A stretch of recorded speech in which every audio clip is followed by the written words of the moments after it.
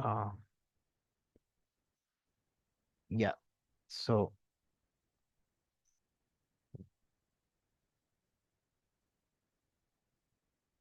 yeah. So ये एक example है of of the marketing funnel. ठीक है ना। उसमें क्या है, basically top of the funnel में क्या है, someone reads a blog post about improving their fitness. Middle of the funnel क्या है, they're interested in getting an activity tracker, so they start comparing models. Bottom of the funnel है, they decide they want a Fitbit and purchase on Amazon. तो basically बात यह है कि जो top of the funnel है, यानी जो अवेयरनेस स्टेज पे कस्टमर है, वो ब्लॉग्स ढूंढेगा about how to improve your fitness. जो middle of the funnel customer है, वो ऐसे कीवर्ड्स डाल रहा होगा जिसको उसको पता चले कि कौन से एक्टिविटी ट्रैकर्स जो हैं वो फिटनेस के लिए बेस्ट है। ठीक है ना, यानी वो कंसिडरेशन स्टेज में है। और बॉटम द फनल क्या है, वो बेसिकली कन्वर्जन स्टेज में वो कीवर्ड्स डाल रहा होता है कि मैंने फिटबिट का लेना है, जो एक स्पेसिफिक कंपनी है, और मैंने अमेजोन से लेना है, तो इस चीज का कीवर्ड्स डाल रहा है। तो ये कुछ समझ आई ये तीनों?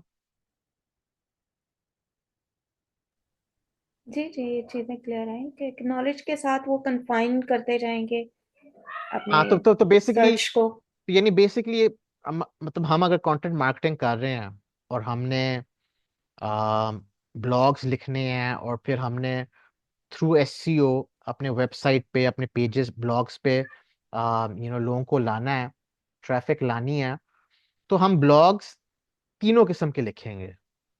हम हाउ टू भी लिखेंगे, introduction to the industry, introduction to the niche, you know हम उस टाइप के ब्लॉग्स भी लिखेंगे, क्योंकि लोग सर्च कर रहे होते हैं, जो नए होते हैं, जो सीखना चाह रहे हैं, who want to know about your industry। हम उस टाइप के ब्लॉग्स भी लिखेंगे। हम उस टाइप के ब्लॉग्स भी लिखेंगे कंपैरिजन, कि जी हमारा बाकी प्रोडक्ट से क्या फर्क है, हम क्यों बेहतर हैं, because middle of the funnel में लोग इस टाइप के कीवर्ड्स भी लिख रहे होते हैं। और बॉटम ऑफ द फनल में हम, यानी बेसिकली कुछ हमारे पेजेस जो हैं, ब्लॉग्स, वो स्पेसिफिक हमारे प्रोडक्ट्स पे होंगे, बिकॉज लोग उस पे भी कीवर्ड सर्च कर रहे होते हैं। So that's the whole idea behind the top of the funnel, the middle of the funnel, and the bottom of the funnel. ठीक है ना। तो टारगेट ऑडियंस डिफाइन करना बहुत जरूरी है किसी भी कंटेंट मार्केटिंग स्ट्रेटजी पे। यानी अब कंटेंट मार्केटिंग का इतना ट्रेंड हो गया है कि अब बकायदा कंटेंट मैनेजर्स होते हैं, और वो एक कंटेंट स्ट्रेटजी डॉक्यूमेंट बनाते हैं पहले, और फिर कंटेंट कैलेंडर भी बनाते हैं। और कंटेंट स्ट्रेटजी में वो पहले टारगेट ऑडियंस अपना डिफाइन करते हैं, कि हमने अपना वेबसाइट पेजेस, वेबसाइट कंटेंट और ब्लॉग्स में हम टारगेट किसको कर रहे हैं, हमारा टारगेट ऑडियंस एग्जैक्टली क्या होता है। तो वो बेसिकली आप उसके लिए गूगल एनालिटिक्स भी यूज़ कर सकते हैं, जो उसका डेमोग्राफिक रिपोर्ट्स है। आम, आप अपने कंटेंट मार्केटिंग से ब्रांड अवेयरनेस यू नो कैसे क्रिएट करते हैं, यानी अपने ब्रांड अवेयरनेस, अपने ब्रांड के बारे में लोगों को कैसे बताते हैं। एंड बेसिकली कंटेंट मार्केटिंग जो है वो it's inbound marketing. Inbound marketing क्या है? इनबाउंड मार्केटिंग में क्या होता है कि you write more on the industry and the niche, and then you attract people to your website, ताकि वो आपके प्रोडक्ट्स के बारे में उनको पता चले। यानी इट्स इनडायरेक्ट मार्केटिंग। आप अपने प्रोडक्ट्स, इनबाउंड मार्केटिंग में आप अपने प्रोडक्ट को डायरेक्ट नहीं एडवर्टाइज कर रहे होते, आप कंटेंट लिख रहे होते हैं on the industry as a whole, on the niche as a whole, और एंड में आप अपने प्रोडक्ट का बताते हैं। तो इट्स, और लोग कहते हैं कि this is actually more effective, because एक तो ऑडियंस ज्यादा बड़ा होता है इनबाउंड मार्केटिंग का, जिसमें आप, जब आप अवेयरनेस स्टेज के कस्टमर्स को भी अट्रैक्ट कर रहे होते हैं। जब आप ब्लॉग्स लिख रहे होते हैं, how to what is our industry about what, तो वो you know that is an example of inbound marketing. Sidra, आपने पहले सुना हुआ इनबाउंड मार्केटिंग और इसके बारे में? मैंने इस तरह से नहीं सुना हुआ, यानी कि इसको आप प्रमोशनल कंटेंट टाइप कह सकते हैं, कि जिसमें आप अपने रीडर की पेन पॉइंट्स को भी कंसिडर कर रहे हैं, और एट द एंड आप उनको सोल्यूशन भी दे रहे हैं, कॉल टू एक्शन जो आ जाता है, हाँ, ये उस वो टाइप। बेसिकली कुछ ब्लॉग्स होते हैं ना कि आप मतलब पेन पॉइंट्स को के बारे में लिख रहे होते हैं और फिर एंड में आप अपने प्रोडक्ट का बताते हैं। एज अ सोल्यूशन कह लें या कॉल टू हाँ, एक्शन उसको तो बेसिकली वो वो कंटेंट मार्केटिंग में ये होता है कि you write a lot of blogs on your industry as a whole, hmm. Not specific to your product. हाँ, यानी कि अपने ब्रांड को इंट्रोड्यूस नहीं किया और अपने एक उसके पॉजिटिव पॉइंट्स प्लस पॉइंट्स बता दिए। बिल्कुल, ठीक है ना? आ, अच्छा, एक छोटी सी क्यूरी, एक मैं कहूँगी कि जी जी। आप ना थोड़ा ऐसा सेशन भी रखें जिसमें ये टूल्स को लाइव आप यूज करना भी थोड़ा सिखा सकें, तो हाँ, ऐसा भी अरेंज करें। वो हम डिसाइड कर लेंगे अगली क्लास को ना, हम्म। बेस्ड ऑन दिस क्लास, जब रिकॉर्डिंग भी शेयर होगी जी ग्रुप जी में, फिर मैं पूछ लूंगा कि जी इस पे जो भी आपके क्वेश्चन है अगली क्लास किस पे होनी चाहिए, जी, वो इस गूगल एनालिटिक्स और सेमरश पे ना एक आध क्लास नेक्स्ट ऐसी हो जाए जिसमें आप लाइव उसको यूज करना सिखा दें। ठीक हाँ, है। Google thank you. एनालिटिक्स का एक्चुअली मेरे पास टूल नहीं है, वो मैं चलो वो कहीं से अरेंज कर लेंगे। आ, या ये जिसमें आप को कमांड है और आप इजीली कर सकते हैं, चलें वही हम क्लियर होता जाए। गूगल सर्च कंसोल पे मैंने किया हुआ है, आप मेरी पिछली वीडियो देख सकते हैं मेरे यूट्यूब चैनल पे। हम्म गूगल सर्च कंसोल पे, तो अगर आप गूगल सर्च कंसोल पे और सेमरश टूल पे भी, इन दोनों पे मेरी एक वीडियो है। वो मैं आपको यूट्यूब लिंक, चैनल पे। हाँ वो मैं आपको लिंक भी भेज दूंगा, ठीक है ना? ग्रुप में आप शेयर कर दें। हाँ, मैं शेयर कर दूंगा, ठीक है ना? चलो, थैंक यू, कंटिन्यू अब करें। हाँ, अब कुछ और भी कॉन्सेप्ट्स हैं कंटेंट सर्च इंटेंट के। वो है align your content with the 3 C's of search intent: content type, content format and content angle. Type में क्या आ जाता है कि भी कंटेंट टाइप्स में ब्लॉग पोस्ट भी होता है, वीडियो होता है, प्रोडक्ट पेज होता है, कैटेगरी पेज होता है, ठीक है ना? That's pretty simple. Content format में क्या होता है कि भी how to guides, step by step tutorials, list post, opinion pieces, reviews, comparisons, ये कंटेंट फॉर्मेट के डिफरेंट टाइप्स हैं। और फिर कंटेंट एंगल में क्या होता है कि आप फोकस किस पे कर रहे हैं अपने ब्लॉग पे, आपका यूनिक सेलिंग पॉइंट क्या है। यूनिक सेलिंग पॉइंट का मतलब ये है कि what's distinguishes your product from the other.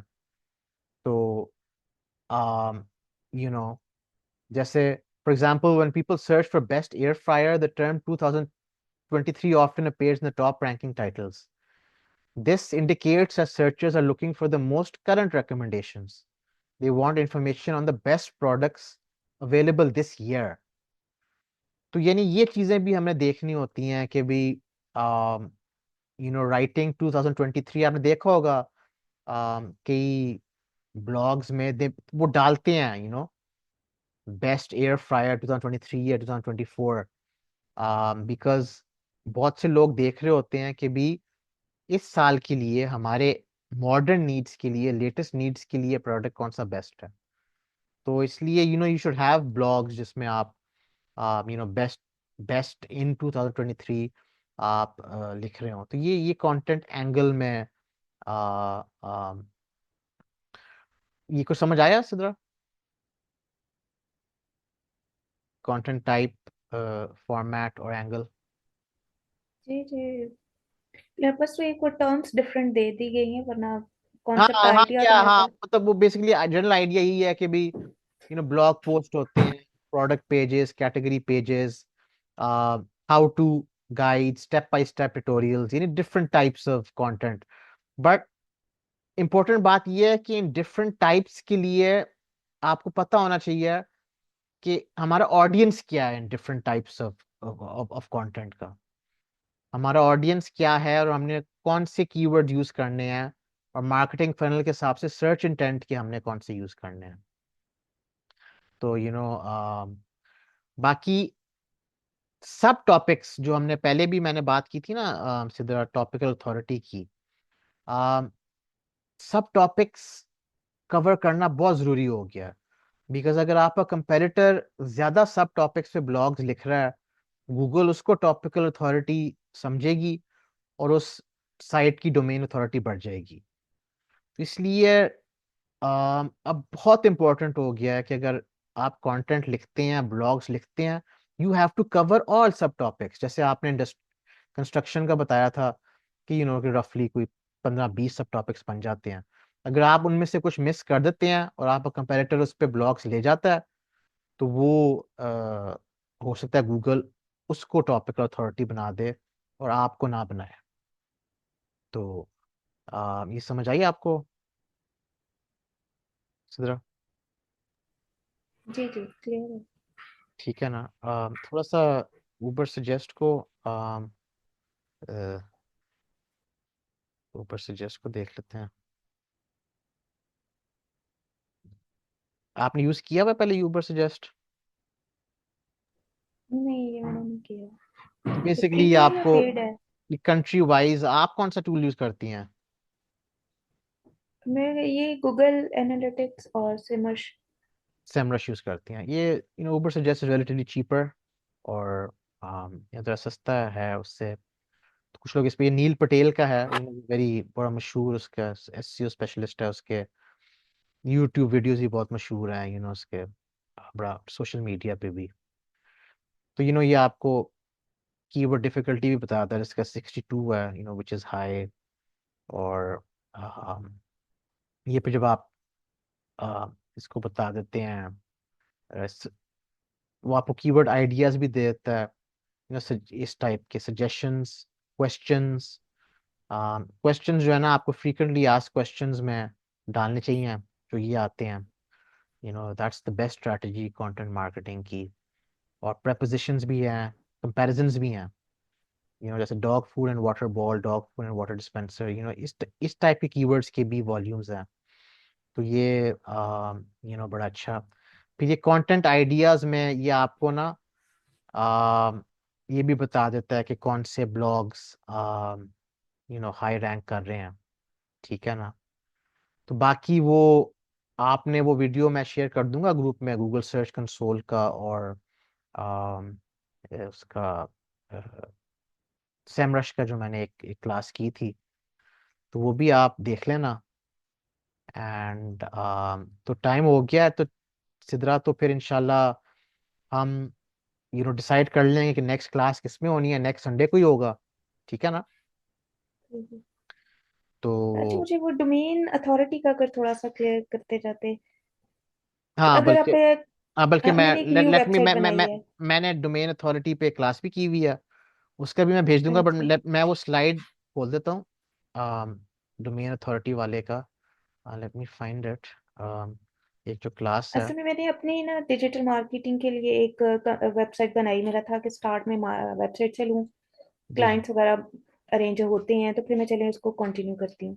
जी तो जी मैं अपनी अपनी जो है वेबसाइट है ना, उससे रिलेटेड डिटेल्स चाहती थी कि मैं उसको चेक कर सकूँ। जी जी। तो आया, इस काबिल है रैंक, यानी कि गूगल के सेकंड पेज पे आ गई फर्स्ट टाइम में, ठीक फर्स्ट है। 2 to 3 months। जी जी।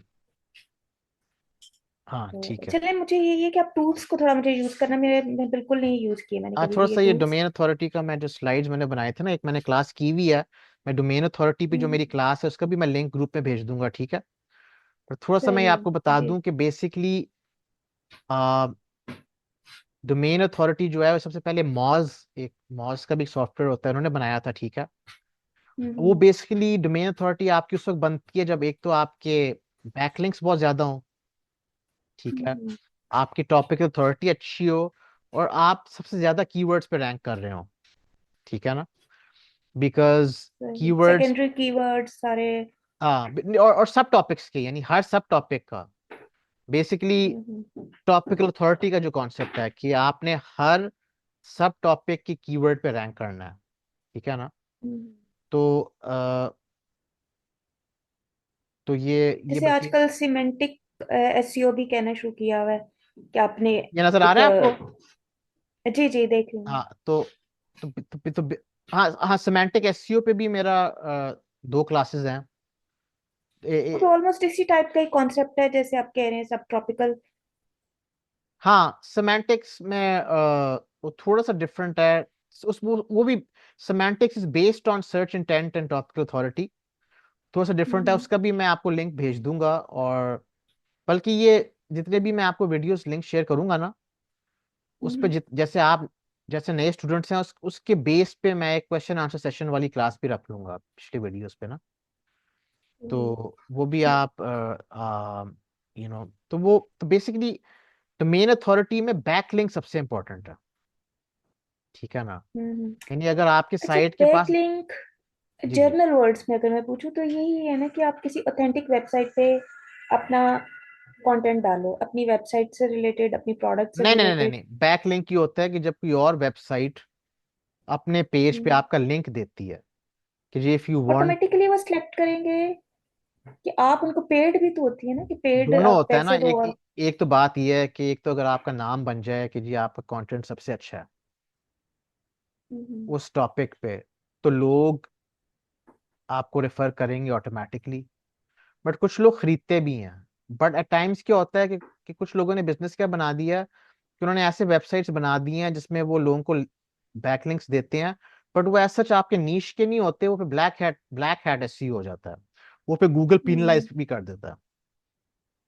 हम्म तो बेस्ट ये है कि आप इतना अच्छा कंटेंट लिखें कि लोग खुद उसको डालें अपने आर्टिकल्स में, अपने वेबसाइट अपने पेजेस पे, वेबसाइट कंटेंट पे। यानी आपके जो आर्टिकल का लिंक अपने कंटेंट में वो शेयर करें। हाँ, that is known as a backlink. मतलब ठीक है बड़ा ना? मुश्किल काम है। हाँ, मगर डोमेन अथॉरिटी जो है ना, वो अब ज्यादा डिपेंड बैकलिंक्स और टॉपिकल अथॉरिटी और आप कितने ज्यादा कीवर्ड्स पे रैंक कर रहे हैं, इन तीनों पे सबसे ज्यादा डिपेंड करता है। फिर पेज स्पीड भी आ जाता है, यूजर एक्सपीरियंस भी आ जाता है।